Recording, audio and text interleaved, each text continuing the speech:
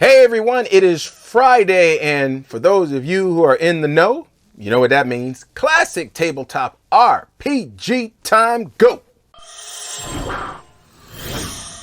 Welcome to RPG Elite. If this is your first time coming to the channel, this is the place where we put the RP back into RPG, and we give you tools, tips, real talk about the RPG culture and the RPG community and space.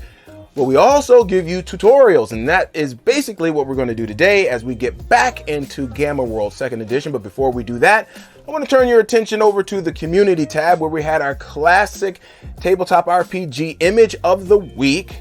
We asked some people go through, tried to guess what that image was from. Check it out. And yes, we've got way more people than what I was expecting to get this one right. We had Daniel Vidney, Rosencrux. We had Vincent Antoine Susi. Susi, is that how you say your last name? Hey, don't tase me, bro. I mean, if I got it wrong, just let me know what's up.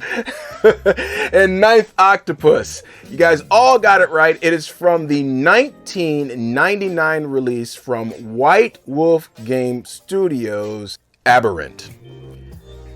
Thanks for coming in and trying your hand and seeing if you could guess at that. Be back here next week, next Monday. I got another one. It's going to be queued up and ready to go.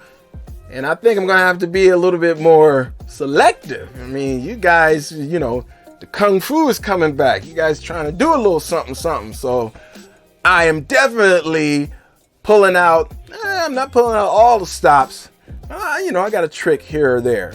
Every Monday, it'll be on the community tab. And if you don't know how to get there, hey, the link is in the description below. And after that, you'll pretty much know how to get there all the time. Well, let's get started with this video this week. Classic tabletop RPG time, folks.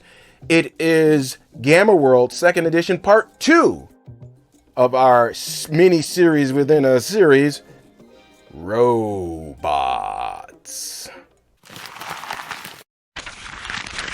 Okay, so what we're going to do today is go through the robot listings in Gamma World 2nd Edition, defining what each aspect means. Now, why are we doing this? Well, we're doing this because it is necessary. You have to be familiar with these details before you design a robot because you will be using them to create your own. Plus, it's also going to inform you as to what all the information means for each of the common robots that are in the core book. So let's get started.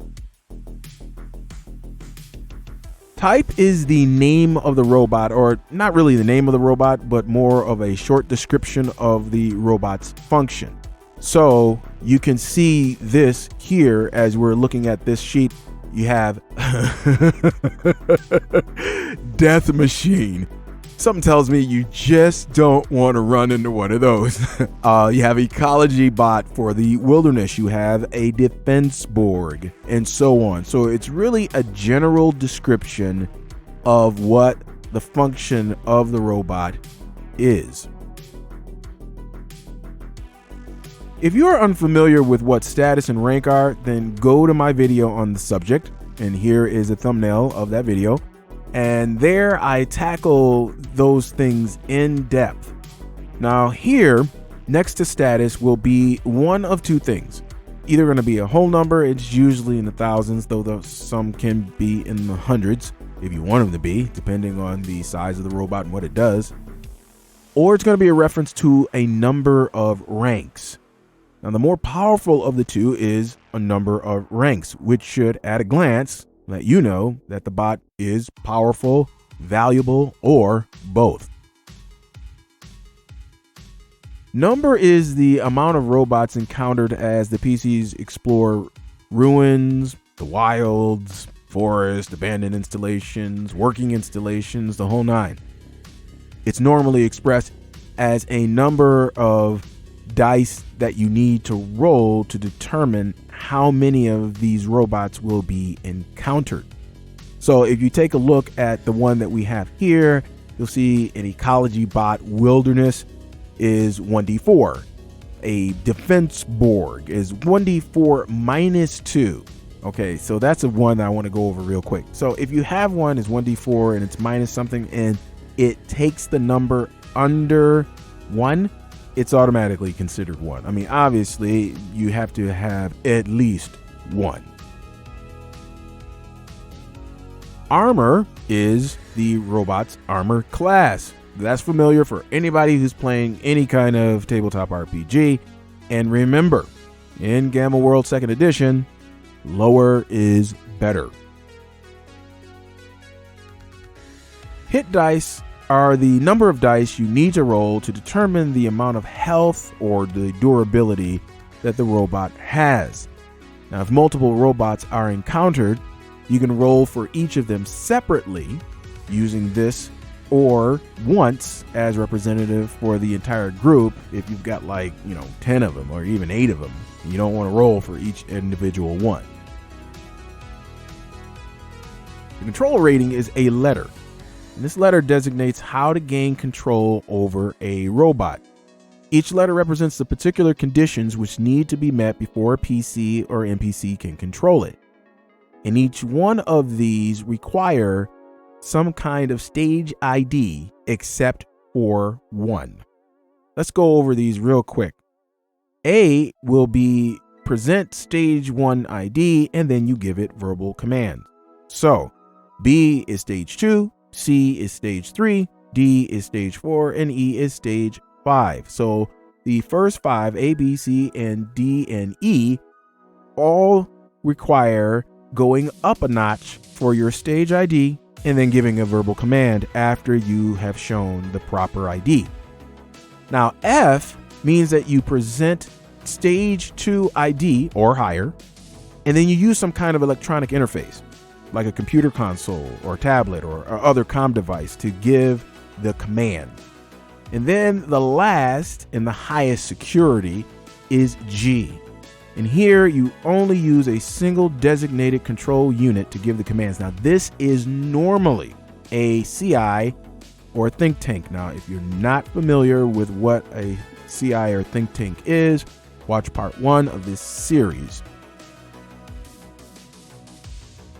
The sensors rating is how the robot interacts and interprets its environment. Now, the listing will have the equivalent equipment or mutation that it mimics. So let's go through these real quick. Sensors A will have standard human and visual and audio. So they work like normal eyes and ears of a human being. B means they have infrared, and they work like infrared goggles, so they're able to sense heat signatures. C means they're telescopic, and this works like binoculars. D means that it's microscopic, and this works like the mutation molecular sense, and it only requires the robot to see something, not to touch it. E means extra sensitive audio. This is hyperhearing, for lack of a better term, and it works like the mutation heightened sense. And then F is for all the other kinds of senses if you want to give your robot something like taste or touch or smell. And these all will operate as if the robot had the mutation increased sense. So you can go ahead and go to those listings to see how all of that works. There are 5 main sources of power a robot can have, and the listings will sometimes include 2 of them. So if a number is listed after the source, it represents the number of hours the power source will last for. So let's go through these. A equals broadcast power, so that means Wi-Fi or even satellite. B is a nuclear battery. Now this lasts the longest, but they are very rare, but they can last literally for years. C is a hydrogen energy cell. D is a solar energy cell. And E is a chemical energy cell. Now, the main stats are just like the stats for PCs, excluding charisma and constitution. Though not normally a part of the robot stats, you could still add them to your robot if you want to design one like that. For charisma, obviously, robots don't usually have a personality or charisma, and constitution is kind of covered by hit dice and the fact that if they need to make a saving throw per se, they are immune to like all disease and toxins and things like that. So constitution really just doesn't fit in with a robot. Speed is movement, and it has 3 modes and distances. The first part is its mode. Pods means that it uses anti-gravity technology to float or fly wherever it needs to go. Treads means it's like a tank. It has these movable treads, makes it easy for them to move through rough terrain. Feet means that the unit is probably humanoid, or it has several appendages to use as legs and feet that allow it to travel. So after this designation, you have 3 numbers. Now the first number is its march turn movement, and that is represented as kilometers per day.